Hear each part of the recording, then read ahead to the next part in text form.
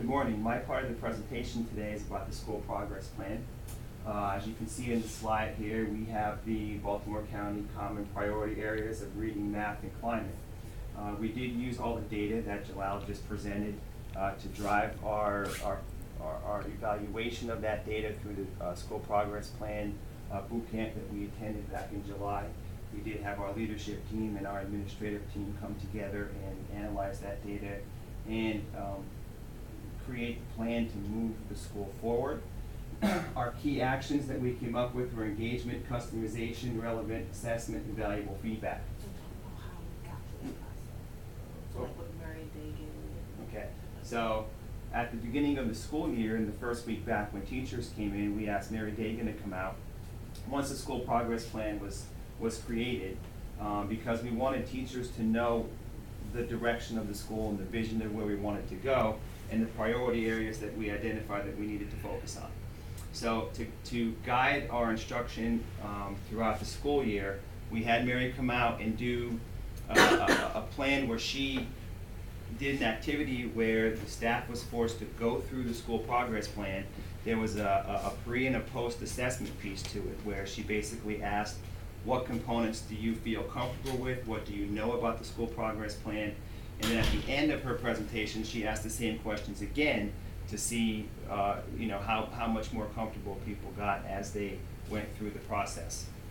So as we went through that, the teachers had to go through each step of the progress plan. They went through page by page. There was questions and activities that we went through so that they became familiar with not only the key actions that we identified that we thought that we needed to move the school forward, but the rationale as to why we came up with those things. So first is engagement. With engagement, we evaluated the data, and it led us to believe that students were not being engaged, and that comes from lesson planning. So lesson plans, we need to monitor, we need to make sure that they're based on solid objectives, that they're aligned with the core standards, and that there's formative assessment going through, maintaining that our students are actively engaged in the process. So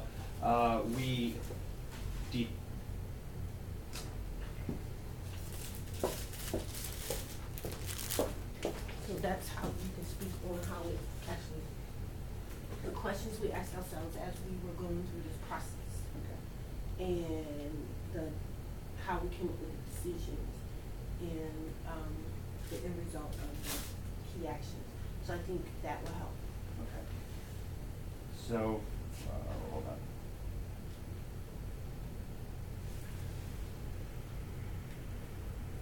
Okay. So in identifying these key actions, we determined that there was a lack of consistent engagement, customization, high expectations by the staff, and consistent valuable feedback. So, let's remember the engagement piece. I'm going to jump down to the customization piece. So for customization, we wanted to make sure that our teachers are identifying what types of students they have in front of them, what are their strengths, what are their weaknesses. We want them to go through things like the learning styles inventory for their students. We want to differentiate instruction. We want to use the learner-centered environment to create activities that are not only going to maintain engagement for the students, but are going to challenge them, give higher level activities, which are going to lead to the next piece, which is relevant assessment. We need to make sure that our lesson plans are created in a way that we have an objective that drives the lesson, engaging customization throughout the lesson, and relevant assessments that are going to determine if the students did obtain what the objective was stated. We need to also provide valuable and timely feedback. We determined based on the data that our students were not getting relevant, timely, effective feedback. So we need to make sure that our students are not only being actively engaged in the process, but when they're being assessed, the teachers are not only providing a grade for feedback, but they're providing feedback that the students can take with them and enhance their learning. With the new grading policy, maybe even students have the opportunity to redo assignments, and we can measure mastery as opposed to just giving a grade on assessment. Over here under our culture piece, we identified community, climate piece, not culture. We identified community conflict resolution and cultural awareness. It is critical that we have students that understand how to resolve their conflicts. They have conflicts outside of school, they bring some of that back into school, which goes into some of the data that Jalal talked about with attendance and our suspension data. That conflict resolution, we hope, is going to alleviate some of those numbers and help us to keep our students in school. The community piece, we need, because we have a lot of new teachers on our staff, we need to ensure that our staff members are familiar with the surroundings. They're familiar with where our kids are coming from. Each school has their own sets of problems and their own students that come into their building every day. And we need to do our part to make sure that the staff that's here teaching our students every day is familiar with what kinds of things our students are bringing into the building. Mm-hmm. And then our cultural awareness. We need to understand that our teachers not only are aware of the community and the types of students that we're getting, but the variety of students that we have in their cultural backgrounds. So that all leads back to engagement and customization. So if we know more about where our students are coming from, what their cultural backgrounds are, what their learning preferences are, what they enjoy, what they don't enjoy, we can customize lessons to them. So let's say, for example, we're in a language arts class and we're doing a reading. We can give different readings on different topics at different levels for different students based on where they're coming from. Maybe it's a situation that deals with solving a conflict to help with conflict resolution, and we can customize that to different students in their cultural backgrounds. So while these things are part of climate, they do flow together with the things that we have over here that are really part of our math and reading priority areas.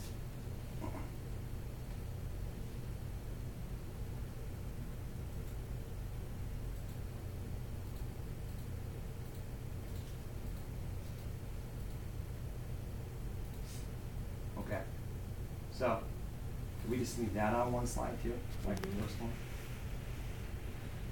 Okay, so how are we going about making sure that these things are happening? While it's a school effort and it's a collaboration between the entire staff, secretarial staff, the custodians, the teachers, the administration, the staff teachers, everybody involved, including the community and the county offices. Within our building, we look at our administration. What are we doing to monitor this process to make sure that our goals are being met and that teachers are doing the things that we're asking and they're implementing the professional development that we've been providing. So we do this mainly through the formal and informal observation process. We are in and out of classrooms all the time. We are, as we're saying to teachers that they should be providing timely feedback, we are doing the same as an administrative staff. So we're modeling what we expect our teachers to be doing by going into classrooms, doing an informal write-up of some sort and emailing that back up to teachers that day.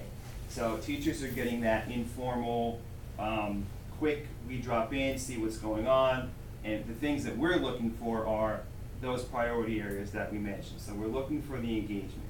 We're looking for assessment, both formative and summative, and we're looking for timely and immediate feedback. Feedback is not just going to be based on an assessment that we need to get it back, or an assignment, or homework, or whatever it might be. But timely feedback means that when we are in a classroom, we expect to see that teacher circulating. We expect to see that teacher going to different groups, going to individual students within groups, and providing feedback right there at the moment when that student might need it. We also are going through the formal process. So we have the post or the pre-observation conference, where the teachers will bring their lesson plans and their ideas for their engagement to us in the department chairs. We give suggestions. We monitor, make sure that that's being, that lesson plan is aligned with the curriculum guide and with the standards. And again, like the objective aligns with the engaging activities, which is then aligned with the assessment, and it all goes full circle. We then come in and do the observation, and then within a short time we get back and give that immediate feedback to the teachers again. Our department chairs utilize, while they have many responsibilities in monitoring the school progress plan, one that they do is a bi-weekly monitoring tool. This is a tool that the teachers fill out, and it's basically a reflection of what they've done in the past 2 weeks in supporting the school progress plan. So what have they done to provide engagement? What have they done in their classrooms for customization and differentiation? How are they assessing students? Are they giving timely feedback? And they reflect and they report that back to their department chairs, and the department chairs then who meet with them on a weekly basis. They meet with their teams, and they discuss content, but they also discuss how those lessons and what they're doing within their content supports the school progress plan. And then I would refer to Jody or Karen to also help out with anything from that. In the building, we also have the stat teacher. The stat teacher, right now, Ms. Lavin is running a FAME course for formative assessments. There's approximately 10 staff members taking that. They are providing one-on-one support. So because we have a large number of new teachers, or maybe not new necessarily, but young teachers, having that PD opportunity with one-on-one in the building through the stat teachers is critical. Not only are they helping them with things like classroom management, lesson plan writing, but they're making sure that while they're doing those things, they're also infusing the priority keys that we've identified in the school progress plan. So if we have a teacher that's, let's say, struggling with classroom management, well, we know that the stat teacher is going to sit down and meet with them on a consistent basis, also working with the consulting teachers to help that teacher understand that a more engaging lesson is going to alleviate some of the problems that they're having in the classroom for classroom management. So, and again, coming back, with not just classroom management and engagement, but in assessments. Making sure that the assessments are rigorous, make sure that they're in alignment, make sure that they are assessing the things that we need to make sure the students need to know, and that they again are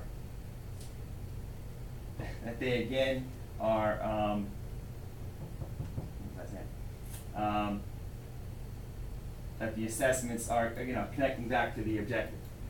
We also have them with the job-embedded professional development. So our stat teachers we are able to have grade level team meetings. So between whatever the grade level is, and then the grade levels that kind of split, like a 6-7 team or a 7-8 team, the stat teachers go into those meetings and they're doing PD. So they're doing PD on an individual basis up here, one-on-one, but they're also doing it with smaller groups, with teams, things like the new grading policy. That's the most recent thing that they were working on last week. But they're also doing PD for the entire staff. So when we have faculty meetings, even department meetings, they're involved in that as well. And because we do have, you mentioned this, because we do have the elementary and the middle school in that unique situation, we do have 2 stat teachers that do work collaboratively to help the entire staff. Down here we have some other things that we have in place to help with the culture. So our school counselors have created schedules where they're going into classrooms and they're providing conflict resolution lessons to students, which is critical because, again, the students need to realize that when you're in middle school, you're going to have difference of opinions with several of your classmates. You're going to run into resolutions or conflicts. So we need to have our not only our administration, when we're dealing with these situations, are we mediating with students, and working through situations as conflict resolution. But our school counselors are actually going into classrooms and doing lessons to make sure that, you know, they're providing scenarios and they're giving examples of how to resolve certain conflicts. We have a DARE program. Our school resource officer, Jamie Pruitt, is in classrooms currently, right now. Isn't she in there right now doing there? With the 6th grade classes, providing, you know, all the information that comes with the DARE program. We have a teacher mentor program where we have, the plan is that every teacher in the building mentors at least one student, and you touch base with that student on a regular basis. You're monitoring their academic performance, you're monitoring their attendance, you are checking in with them on, you know, just things, what's going on outside of school, how was the football game this weekend, whatever, and you check in with that student and you build relationships. And the hope is that the more that we have students who have a reason to come to school, that they feel safe in the building, that they'll want to come to school. And that will help not only with our attendance, but it will help with all the information that Jalal showed you on that Thrive report, which is a compilation of all the different types of data. So if we have the students in the building, if we can keep them from running into conflicts with one another, and we can provide more engaging lessons with proper types of assessment, we will be creating an environment in the entire building that will have students who want to come to school and meet with success. We also have Project Attend. We do have some students from last year that are on Project Attend who are coming into the building. You know, the process is they sign in the building, and, you know, we're monitoring their attendance. We work closely with the PPW and the Project Attend officers to make sure that we're keeping our students accountable, which is a big thing in all of this, maintaining accountability for students and teachers. And then lastly here is the mentorship program. We have a teacher right now who has taken on a mentorship program, a little different than what the teacher mentor program is. This is a group of students that he meets with, male students, he meets with every 2 weeks. And again, a little bit more intense, a little different than what the teacher mentor program is, but he meets with these group of boys, and, you know, he provides guidance. They meet after school, they play basketball, they were outside, they do things outside, they played football the other day, and then he meets with them in the building, and, you know, he comes in a lot to say lunch shifts. I know he comes in the 8th grade lunch shift a lot, and he pulls those boys out, and they go, if they're behaving, they ate their lunch, they've cleaned up, he takes them down to the gym to play basketball for 10 or 15 minutes during the lunch shift. Part of that is he created a mentor homeroom where he has about 5 students right now, where they've formed a new homeroom, and that's new for the second quarter, where he can meet with these students on a daily basis. So he's going to take attendance, he's going to provide breakfast for those students every day, but he has that 20-minute window every morning where he can touch base with those students, check on them academically. Since the number's kind of small, it's relatively easy for him to pull up BCPS1, check grades, email teachers, get teacher reports, talk to them about, you know, whatever else might be an issue inside school, outside of school, and provide some guidance for those students to try to keep them in school and, you know, on the right path.